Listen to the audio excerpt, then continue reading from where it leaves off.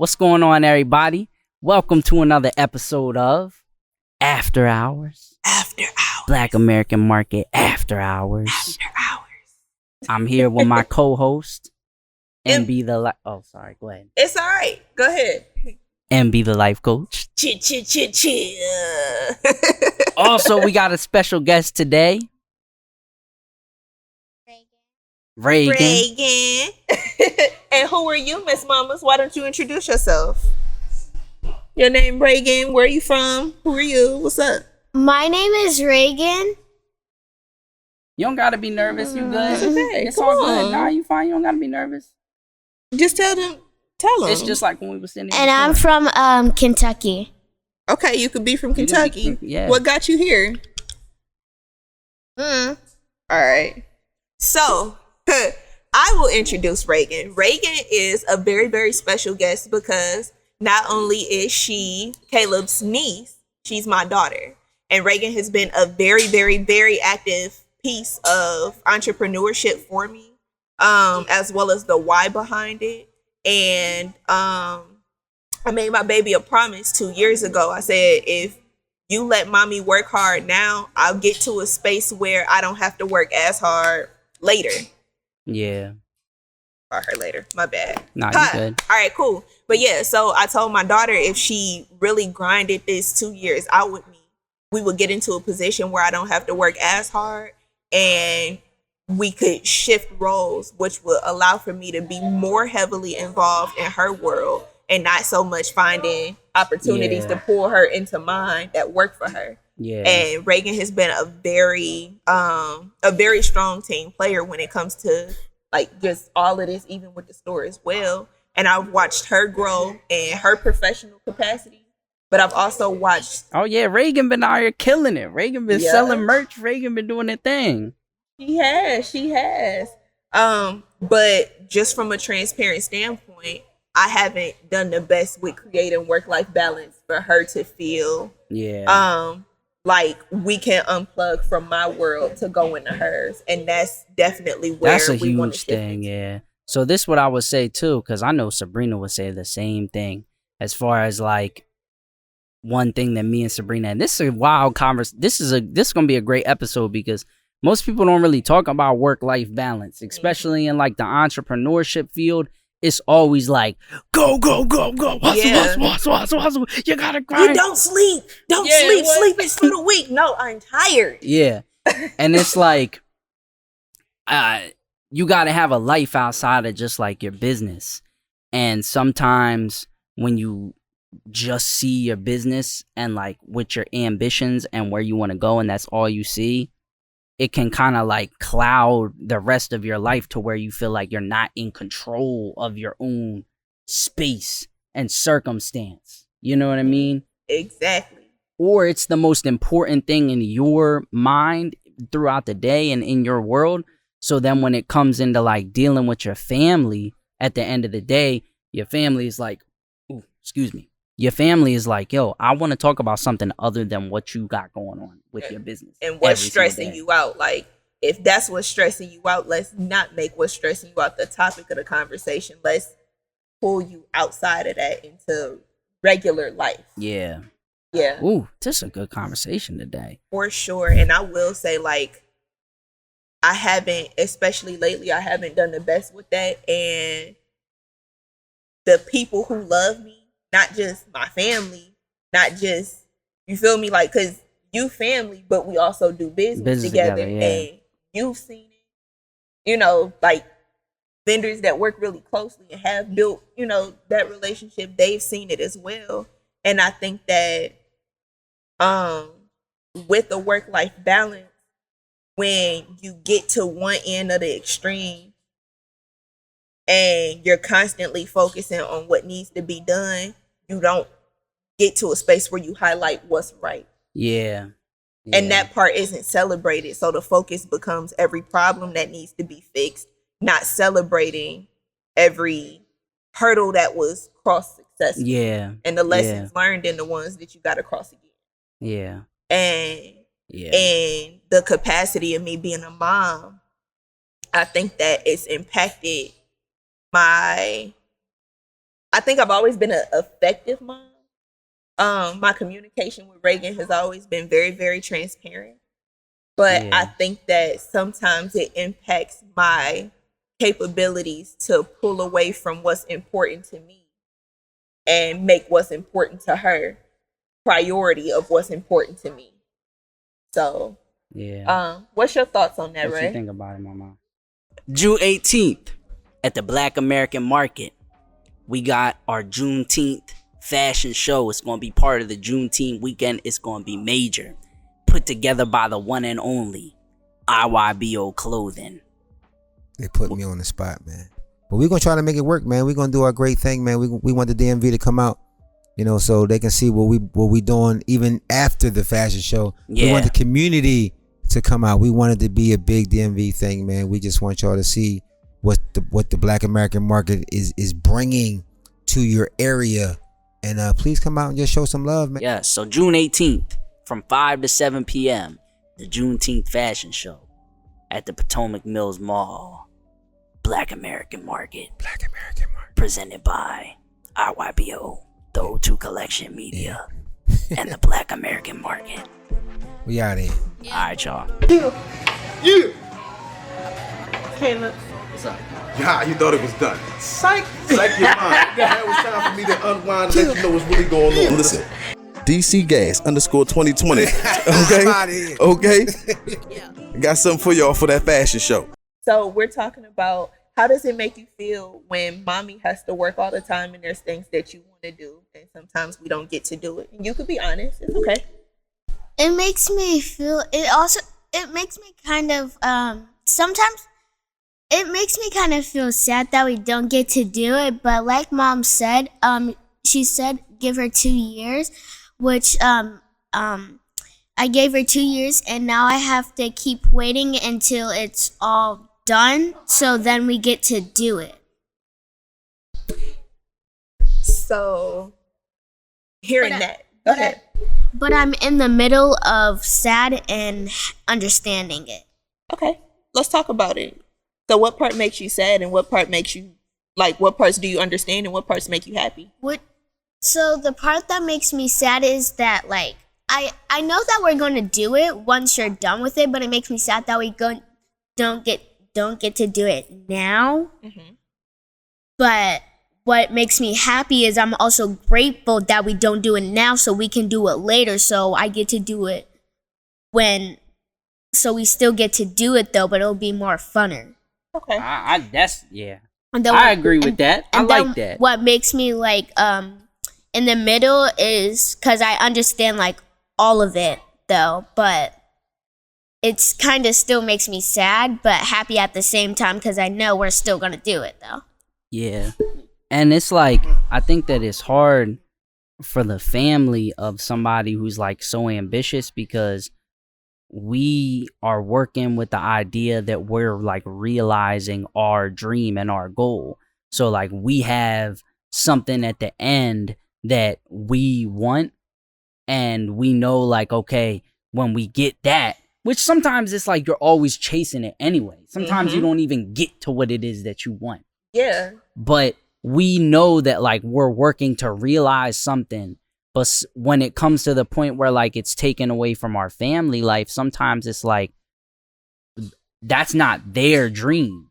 Exactly. You feel me? Like me being like a business owner, like Sabrina loves that for me, but it's not her dream to be an entrepreneur and like move around and do media and stuff. She doesn't care about that. So like for when she cares about she cares about me. So it's like, yes, her dream is being realized in me, but it's like a secondhand thing. Mm-hmm. So it's not like necessarily the fulfillment that I feel doing it. Like she's happy for me, but it's like, it's not her fulfillment. It's not her dream. And I think sometimes where we get messed up at is we asking our family to sacrifice on behalf of our dream, what it is that we want. And they might not even be the people who are receiving 100% of the benefits of that. So like, how do you weigh those two things?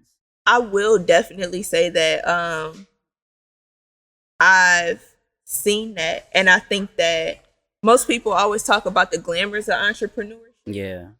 But like my daughter said, for her, it's like, I'm sad because we can't do it right now, but I know that mommy's going to make sure that we do it. I think that I've missed out on special moments by not prioritizing it being important to her when it was important to her.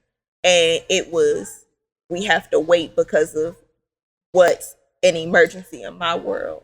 And maybe the emergency in her world is, mommy, I need you to pull away and sit here and watch this movie with me and have cuddle time and not talk about work and not answer your phone. Like, you don't see it as a priority or an emergency, but that is my emergency. And I have to open up my view of what an emergency is, because it's not always my emergency that's important. Right. It's sometimes, I just need you to be a sister to me. I just need you to be a mama to me. I just need you to be a friend to me. Right. And like, I'm not gonna lie, when people say, oh, entrepreneurship is great when it works and you learn so much, it's a double-edged sword, because you almost hate it at the same time at some point in time. Yeah. And like, I would hate to get at a space where I'm so far into what everybody else is deeming as successful that I failed at the most important aspect of life, which was relationship. Especially with my daughter. For real. And that's the most important one. it don't matter if I tell her I did all of this for you. She never asked me to do none of this. Right. Reagan was perfectly fine. Like, in her world, I'm fine with my mommy going to work while I'm at school. And I know when I get out of school, she off work, and we can do TikToks and we can dance Right. and stuff like that. And as my dream grew, her reality of our time being spent together that was valuable to her changed. And what I say Reagan has been phenomenal at, and she's not given enough credit, is Reagan has shifted like her ask from me, as long as it meant spending time with me to take care of what's important. Reagan has learned just about everybody's business in this store because I was learning people's business in the store. Reagan has learned about entrepreneurship, not because she asked for it, but because that's what her mom was pursuing, and she cared about her mom and spending time with her mom. So I would hate to get to where, and then it's almost too like, I don't think we really think through what enough is. Yeah. Like, when is it enough? Oh, and that's the question. I know for me, recently, even just paying attention to Reagan, I've had to think. I told her 2 years to get it stood up. We did that. And it's in a successful like path to continue to grow. But then it's, okay, so when do you shift back for her? Right. So yeah, I'm gonna stop there so we could, pause on that part, because enough, we never talk about really when is it enough. And I think as the ambition grows and like people are like checking stuff off the board, for every one thing you check off the board, you're probably gonna add 2 or 3 more things that you want to achieve to that. Yeah. And it's like, when does it become like, there's a certain level, I feel like, of like stability in your life. Like, you need a level of stability financially, of course. But once you have a certain level of stability financially, where is the balance where your life becomes more stable from a relationship aspect too? And that's the thing that nobody talks about. Yeah. Like, we living in, like, when you live in a capitalist world, this is a capitalistic society, the only thing that matters, and especially the history of black people in this country, we was taught that the only value that we have is being able to produce money and work ethic. And so much times that like transcribes into our reality of where like, oh, I just got to be working. I got to constantly be working.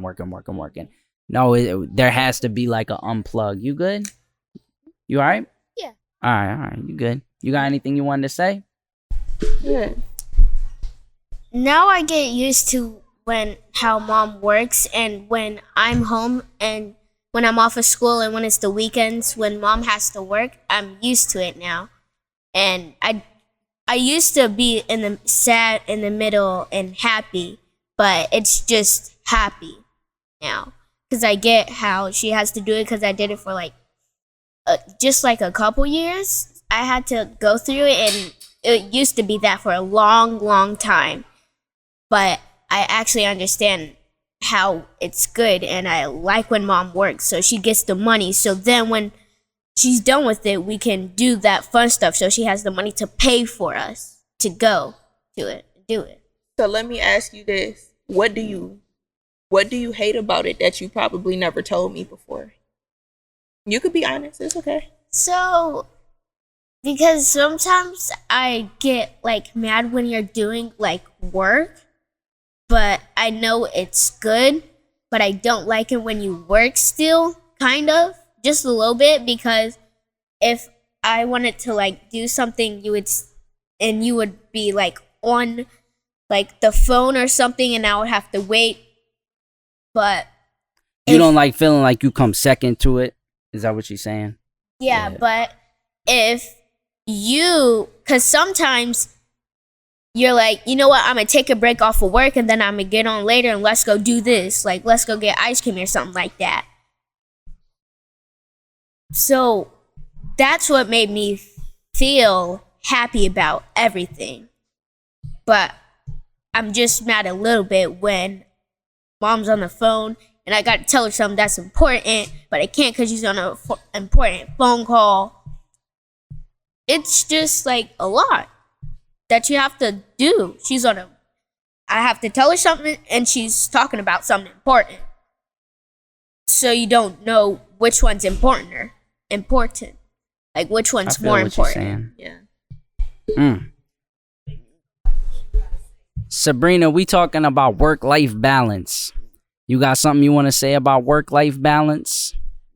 I know you got something you want to say about it. No, you can.